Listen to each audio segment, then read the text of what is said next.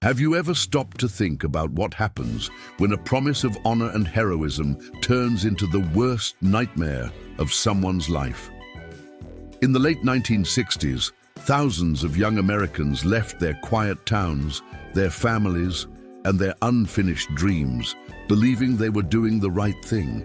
They embarked for Vietnam, carrying in their hearts words like duty, patriotism, and sacrifice. For many, that war seemed distant, almost abstract, something necessary to protect values they barely understood.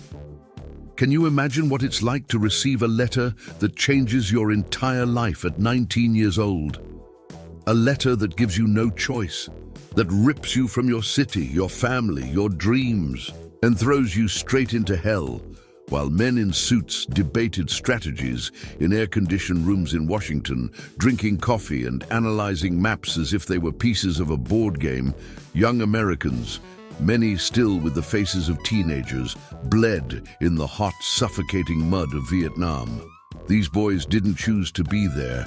They didn't fully understand why they were fighting, but they paid the highest price a nation can demand from its children. And you know what's most shocking? The decisions that determined the fate of these soldiers were made thousands of kilometers away by people who never smelled gunpowder, who never held a wounded comrade in their arms, who never had to choose between shooting or dying. Foreign policy, containment strategy, communist dominoes, beautiful words that cost real lives, real dreams, real futures. Have you ever stopped to think about the weight of being sent to a war you didn't create? Stay with me until the end, because what you're about to discover goes far beyond the battles on the battlefield. This is a story about the real battlefield. What happens when these men return home? Because you see, the Vietnam War didn't end when the last helicopters left Saigon. For thousands of American veterans, the war continued. In sleepless nights, in nightmares that wouldn't go away, in the blank stares during family dinners, in the terror of sounds only they could hear. Young men who went to Vietnam full of life returned as empty shells, carrying ghosts that no one else could see. Small towns like Springfield, Mobile, Detroit, San Diego, they all sent their sons.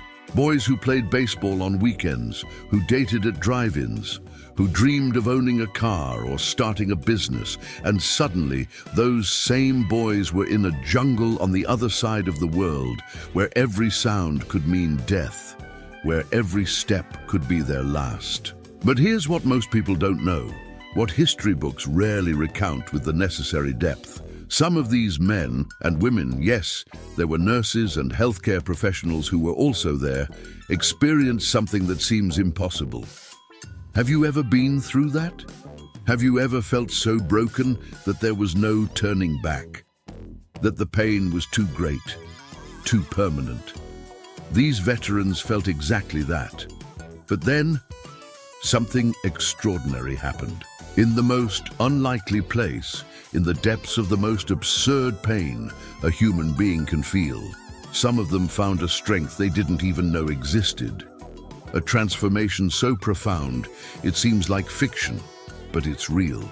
So impossible that it defies everything we think we know about trauma and recovery.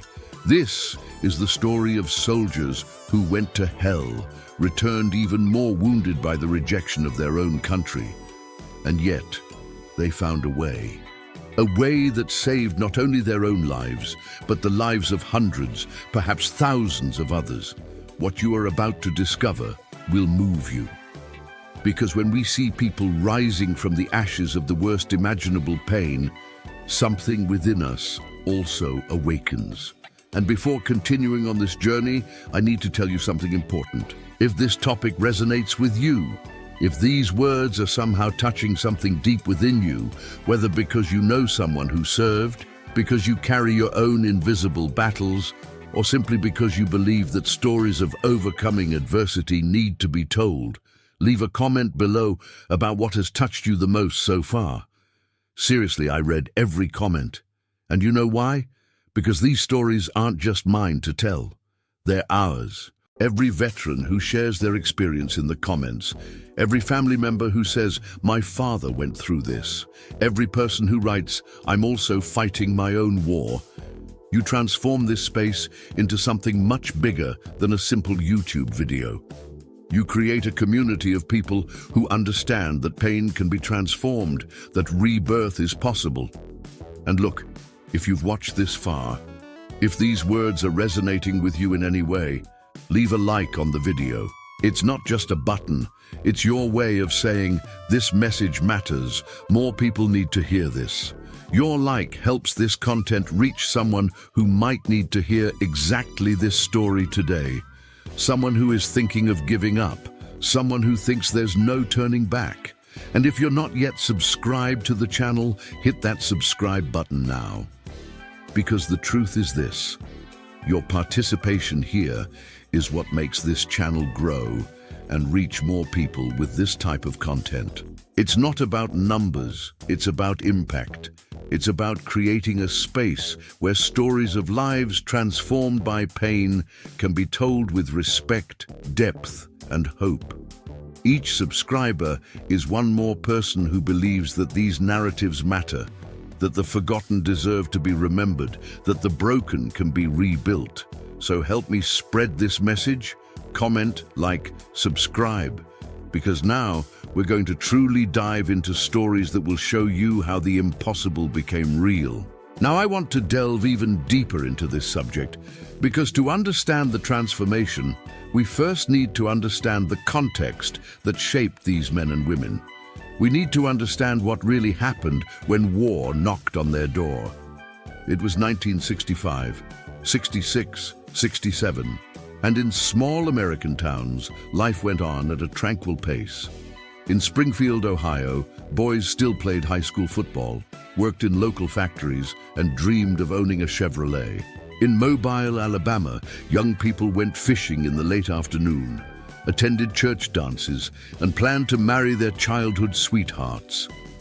These towns, and hundreds like them scattered throughout the country, were the heart of America. Places where everyone knew everyone, where the future seemed predictable and secure, until the letter arrived. You know that feeling when you open the mail and see something you know will change everything? That official envelope with the government stamp, the thick paper that felt like it weighed a ton in your hands. Greetings, it began. Greetings, like an invitation to a party. But it was the opposite. It was a summons.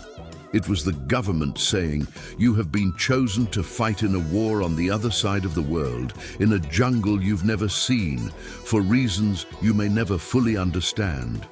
And the hidden truth that few talk about is this: most of these boys had no real choice. Sure, there were ways to escape, going to college, having medical problems, political connections. But for most young men from small towns, from working class families, there was no way out. You went because your country called you. You went because it was your duty. You went because all the men in your family had served before, and you didn't want to be the first to break that tradition. The mothers cried at the door of their homes. The fathers tried to be strong, patting their sons on the back, saying, "Make your country proud." The girlfriends promised to wait. The friends threw farewell parties. And then, in the blink of an eye, that 18 or 19-year-old boy was on a bus, then on a plane, then in a training camp where they yelled at him, where they turned him into a soldier, where they told him he needed to be ready to kill or be killed. And the journey that began there was something that no amount of training in the world could truly prepare anyone for.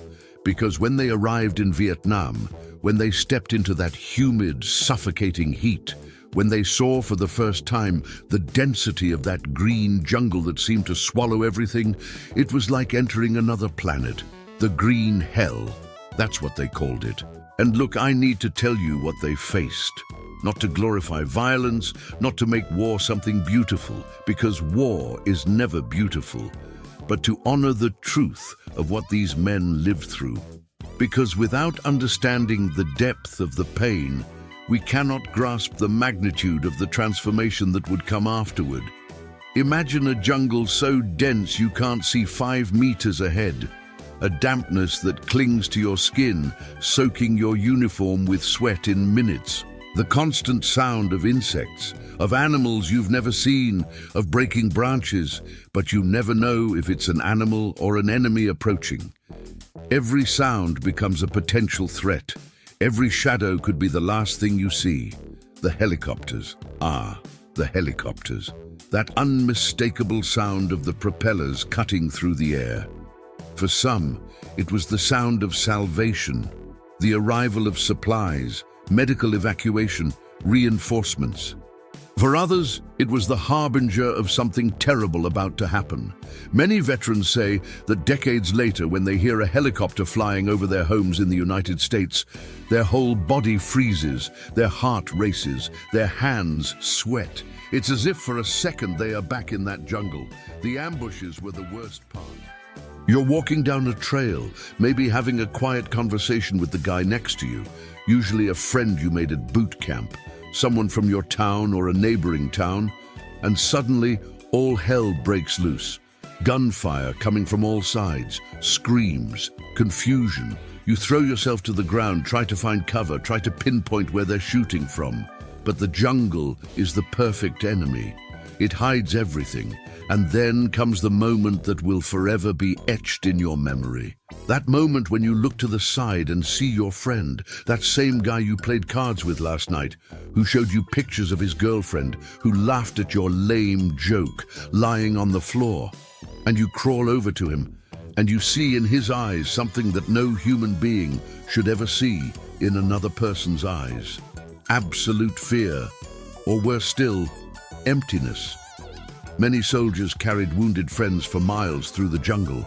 Many held the hands of comrades as they whispered the names of people they would never see again. Many returned to base and had to write letters to families in Springfield, in Mobile, in Detroit, in San Diego, saying, "I'm sorry to inform you that your son..." These letters were written with trembling hands, with tears blurring the ink, with a weight on their chests that would never completely go away. The war in Vietnam was not like the wars these boys' fathers had fought. There was no clear front line. There were no definitive victories. It was a war of attrition, of counted bodies, of villages taken and lost repeatedly. It was a war where you didn't know who was friend and who was foe. A child could be carrying a bomb. An elderly woman could be signaling her position to the Viet Cong. Paranoia became part of survival. And the decision to be there, the decision that placed these young people in that impossible situation, had been made in air-conditioned rooms in Washington, D.C. Politicians debating communist domino theories, containment strategies, national pride. Generals moving pieces on a map as if they were abstract figures, not someone's children, not someone's boyfriends, girlfriends, not someone's parents. This is the brutal truth. Decisions made far from the war by people who would never smell the smoke, who would never hear the screams, who would never have to choose between shooting a child or risking the death of their entire unit. The impact of these decisions was measured in young lives destroyed, in futures cancelled, in wasted human potential. But eventually, for those who survived, the day came to return home. And you would think that this would be a happy moment, right? A moment of relief, of celebration, of a new beginning. You would be wrong.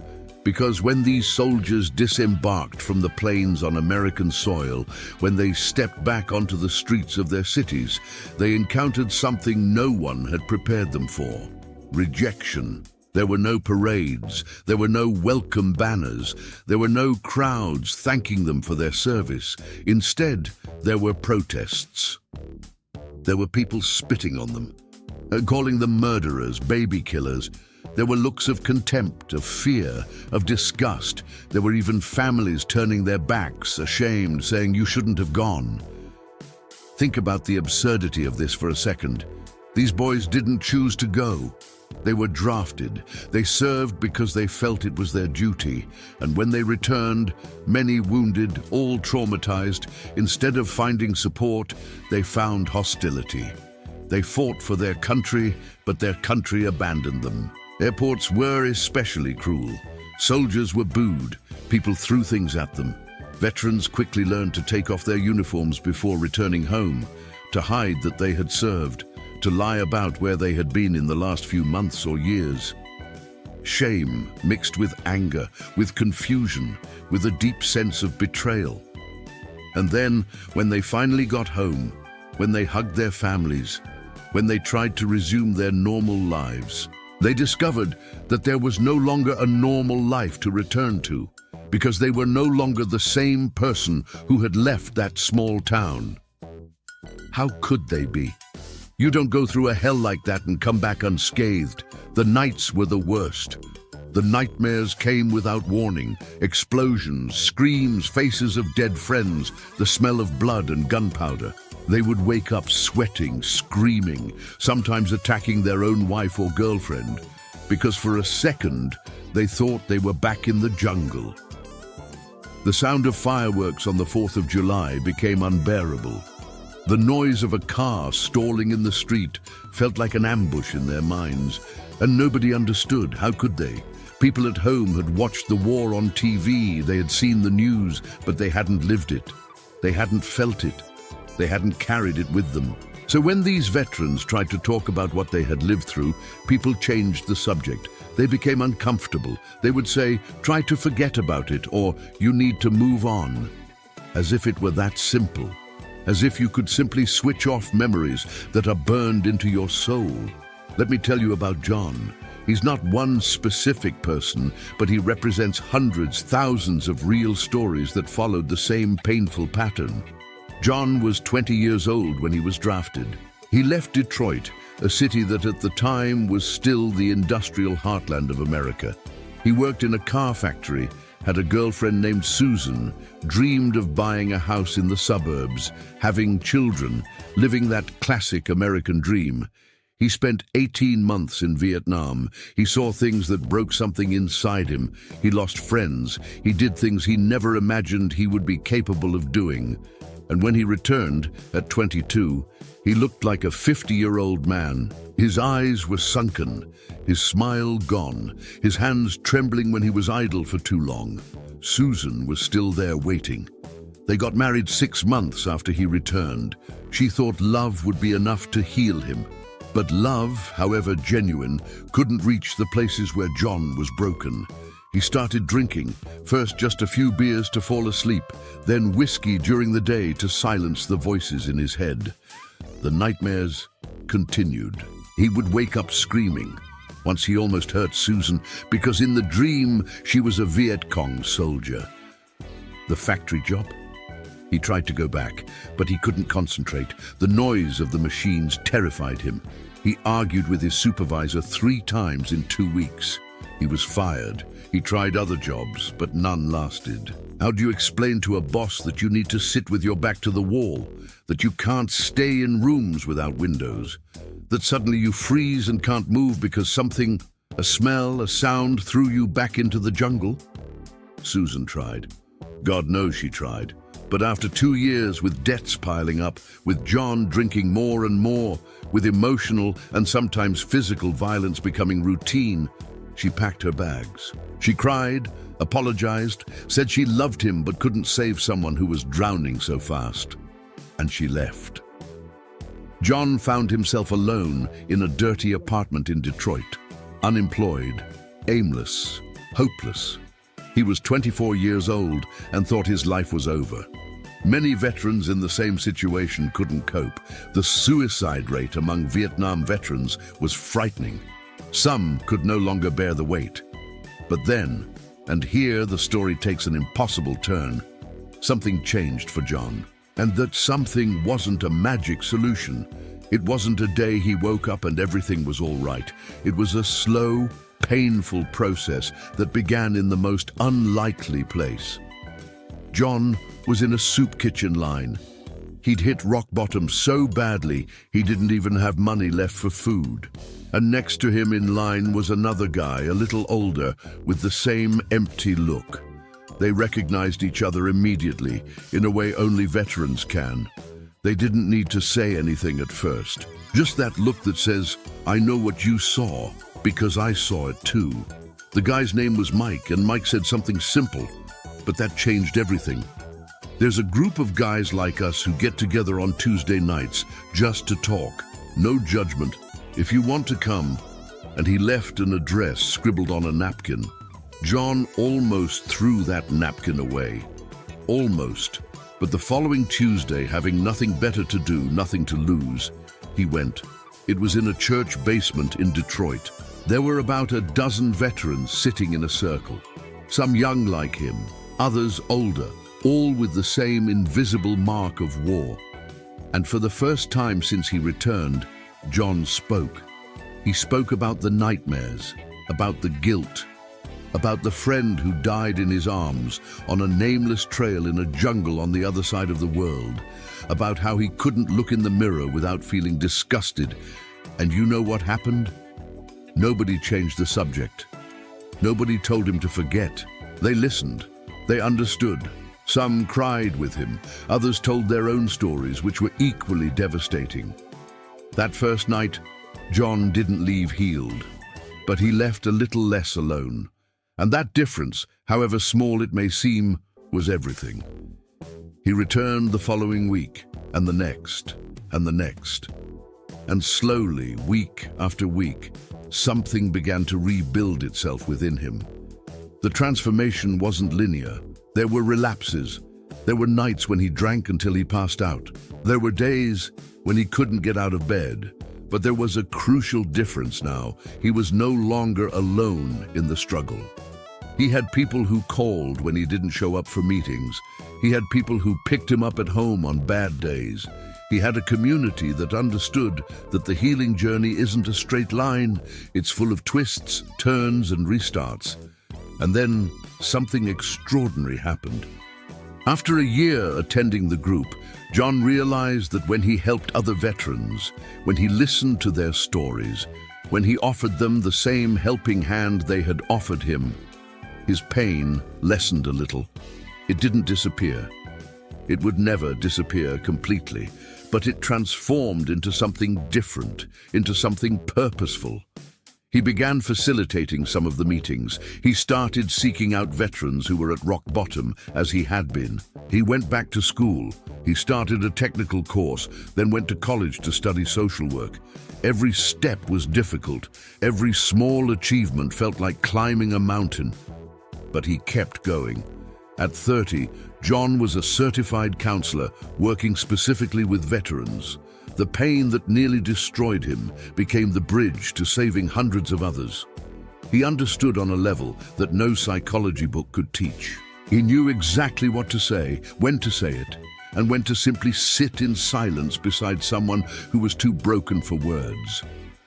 And it wasn't just John. This pattern repeated itself in cities across the country. Veterans finding purpose in helping other veterans, shared pain becoming shared healing, the mindset shifting from "I am a victim of war" to "I am a survivor who can make a difference." But this story isn't just about men. Let me tell you about Maria, because her perspective brings layers that many people don't know. Maria was from San Diego, California. She was 21 years old when she volunteered as an army nurse in 1967.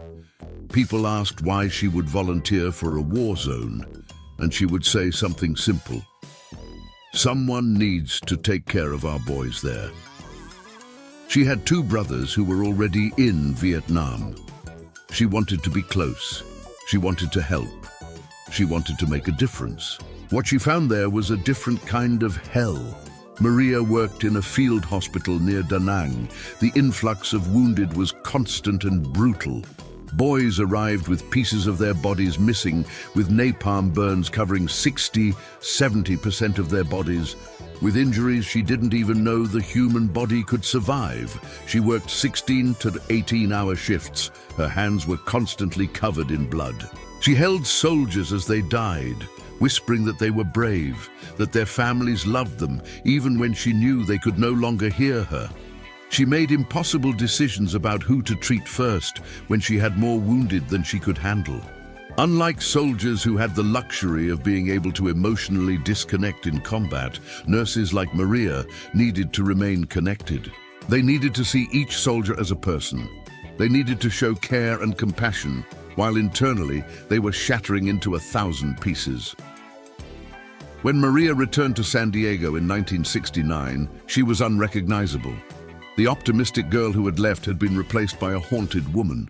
And for her, the rejection was even worse in a way. In addition to the anti-war protests that all veterans faced, she had to deal with men saying that women shouldn't be in combat zones, that she was seeking attention, that she hadn't seen real war. Maria's PTSD manifested differently from John's. She didn't have anger outbursts. Instead, she completely shut down. She stopped going out. She stopped seeing friends. She worked as a nurse in a civilian hospital during the day because that's what she knew how to do. But the minute she left work, she completely isolated herself. The images haunted her. The smell of burnt flesh that she could still smell decades later when someone had a barbecue. The sound of heart monitors that made her stop in the middle of the hospital corridor, frozen, transported back to that tent in Da Nang. The faces of soldiers she couldn't save, which appeared in her dreams night after night. For years, Maria functioned in survival mode. She would wake up, go to work, return home, take sleeping pills, and repeat the cycle. It wasn't living, it was merely existing, and she thought it would be like that for the rest of her life. Then, in 1978, almost a decade after returning, she read about a conference on veterans' mental health. Something inside her, perhaps just exhaustion from carrying everything alone for so long, made her go. And there, for the first time, she heard other health professionals who had served in Vietnam sharing experiences almost identical to her own. There were other nurses, there were doctors, all carrying the same kind of invisible wound. And for the first time, Maria felt that she wasn't alone, that she wasn't crazy, that what she felt was real and valid. This conference changed the trajectory of her life. Maria began participating in support groups, but instead of just receiving help, she started documenting what worked and what didn't. Her nursing background and personal experience created a unique combination. She began researching and writing articles about PTSD in veterans, specifically in military healthcare professionals. Gradually, Maria became one of the leading voices in advocacy for veterans' mental health. She testified before Congress about the need for better mental health services for veterans. She helped create treatment protocols. She trained other therapists on how to work specifically with war-related trauma. The woman who had completely shut herself off from the world became someone who publicly fought for the voiceless. The pain that almost consumed her transformed into a life mission. And just like John, Maria discovered that helping others process their trauma helped her process her own. Now, it's important to look at the numbers that official history rarely tells honestly. Because the public narrative about Vietnam veterans tends to focus only on the trauma, only on the destruction. And yes, that part is real and needs to be honored. But there's another truth that needs to be told as well. Of the 2.7 million Americans who served in Vietnam, an estimated 30% developed PTSD at some point in their lives. That's nearly 800,000 people dealing with severe trauma. The numbers of veterans who struggled with addiction are equally devastating. Some studies suggest that more than 40% of Vietnam veterans had problems with alcohol or drugs at some point after the war. Suicide is the most painful statistic. In the decades since the end of the war, more Vietnam veterans have died by suicide than the 58,000 who died during the war itself. Let that number sink in for a second. The war continued to kill soldiers decades after the last shots were fired. The rate of homelessness among Vietnam veterans was disproportionately high. At various points in the 1980s and 1990s, it was estimated that 1/3 of all homeless Americans were Vietnam veterans, men who had served their country living on the streets, forgotten, abandoned. These numbers are devastating. They represent systemic failure. They represent a nation that sent its sons to war but didn't care for them when they returned. They represent tragedy on a massive scale. And this is crucial, these numbers don't tell the whole story. Because at the same time that these real traumas were happening, something else was also occurring. A silent transformation, less visible but equally real. Thousands of Vietnam veterans became teachers. They brought to the classroom not only academic knowledge, but lessons about resilience, teamwork, and the importance of peace. Many taught history from a perspective that only those who lived through war can have, not romanticizing the conflict, but showing its real human cost. Others became therapists, counselors, and mental health professionals. Like John and Maria, they transformed their pain into expertise. They understood trauma viscerally and used that understanding to help not only other veterans, but anyone dealing with PTSD, depression, or anxiety.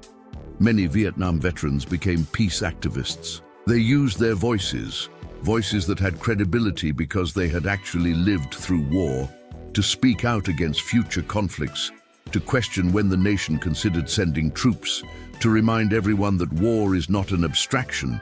It is blood and trauma and lives destroyed. There are veterans who founded non-profit organizations dedicated to helping other veterans, who created rehabilitation programs, who developed innovative therapies, who simply reached out to another suffering human being and said, "I understand, and you don't have to go through this alone." War tried to break these men and women, and in many cases, it succeeded. But in many other cases, more than official history usually acknowledges, these veterans rebuilt themselves. And not only rebuilt themselves, but became stronger in the broken places, more empathetic, more resilient, more determined to make a difference. It's like that Japanese technique of repairing broken pottery, kintsugi, where the cracks are filled with gold. The broken piece isn't hidden or discarded. It's repaired in a way that makes the cracks part of the beauty, part of the story. Many Vietnam veterans are exactly like that. The cracks are there. The gold used to fill those cracks is compassion, purpose, the determination to transform pain into meaning. And the legacy of this transcends generations in ways that may not be obvious at first glance. Think of the children of these veterans. Many grew up seeing a father or mother battling invisible demons, but many also grew up seeing resilience in action, seeing someone who had every right to give up but chose to continue, seeing transformation happen in real time, slowly and painfully, but happening nonetheless. These children learned lessons about strength that no book teaches. They learned that being broken doesn't mean being finished, that asking for help isn't weakness, that trauma doesn't define you, how you respond to it does. Many grandchildren of Vietnam veterans never knew their grandfather in combat, but they knew the grandfather who volunteers helping at-risk youth, or the grandmother who founded a mental health center in the community. They see the medals tucked away in a drawer, but more importantly, they see the daily impact these people have on their communities.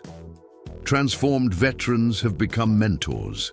There are programs in dozens of American cities where Vietnam veterans work with at-risk youth, trying to give them the support and guidance they themselves lacked when they were young. They speak in schools, not glorifying war, but telling hard truths about consequences, choices, and responsibility. They became living symbols that rebirth is possible, that you can go to the darkest place imaginable and find your way back, that scars can become sources of wisdom instead of just sources of pain. And this matters profoundly today, because we live in a world that still sends young people to wars decided in rooms far from the combat zones, that still treats veterans with disdain when they return, that still hasn't fully learned the lessons that should have been learned decades ago. But the stories of these transformed veterans show us a different path. They remind us that systems can fail, but individuals can choose to rise up, that community matters, that helping others helps us too. That purpose can be found even in the most unlikely places.